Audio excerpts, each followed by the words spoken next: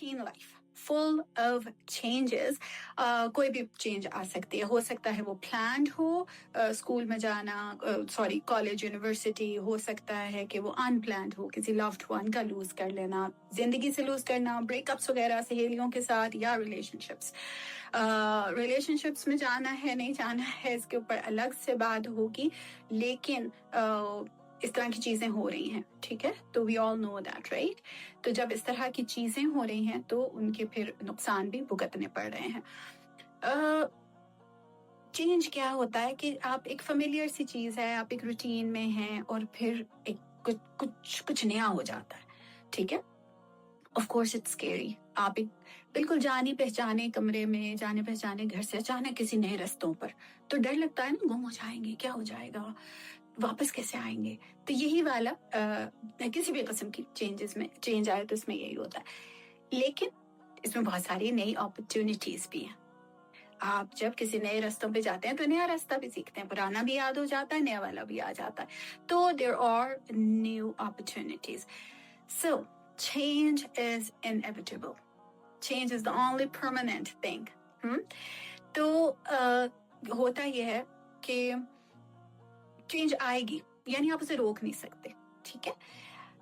कोई भी चेंज है क्या, हमारी जिंदगी में कुछ स्टार्ट होता है या स्टॉप होता है या इंक्रीज या decrease, this is called change. अगर बेसिकली फॉर एग्जांपल आपने स्टार्ट किया कोई न्यू क्लास, ठीक, या आपका कोई स्टॉप हो गया है, कोई भी, जैसे मैंने कहा अभी, एक loved one, if you lost a loved one, तो वो रिलेशनशिप वहां पर, या आपकी इंक्रीज हुई है मे बी रिस्पॉन्सिबिलिटीज, उन रिस्पॉन्सिबिलिटीज की वजह से आपकी चैलेंजेस ज्यादा हुए हैं, ठीक है, that is change.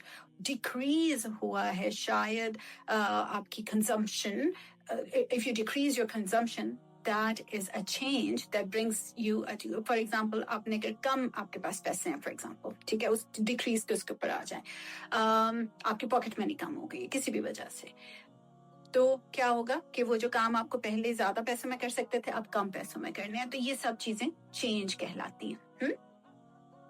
According to Dr. David Rock, the author of Handbook of Neuro Leadership, वो क्या कहते हैं, not knowing what will happen next is unsettling for humans. देखिए, हम लोग बहुत कंफर्टेबल होते हैं, हमें पता है हम सो के उठेंगे, हमें नाश्ता करना है, हमें शावर लेना है, हमें स्कूल की तैयारी करनी है, स्कूल जाके पीरियड 1 किसका होगा, दूसरा किसका होगा, तीसरा किसका होगा, कौन सी टीचर कौन सी क्लास लेती है, it is we work better. अचानक से जब कुछ और होने लग जाता है, किसी दिन आप इमेजिन करें कि पहला पीरियड आपका इंग्लिश का हो, दूसरा उर्दू का और तीसरा मैथ का, अगले दिन आप जाते हैं, पता चलता है नहीं, पहला वाला तो आज फॉक्स स्टडीज का होगा, दूसरा वाला जो इस्लामिक स्टडीज का होगा, तीसरा वाला इंग्लिश का होगा। आपको पता ही नहीं है कौन सी किताबें लेके जाऊं, क्या करूं, क्या होमवर्क, अजीब chaos। तो हमारा माइंड जो है वो ऐसे घबरा जाता है, और it requires additional neural energy उस पूरी चीज से कोप करने के लिए। सीधी सी बात यूं है, समझ लें कि our brains have to work harder to process the unexpected. अम्मियों को आपने देखा होगा कि कहती हैं मेहमान बता कर आए, क्योंकि बताए बगैर आ जाए तो आपको समझ नहीं आता एकदम से क्या करें।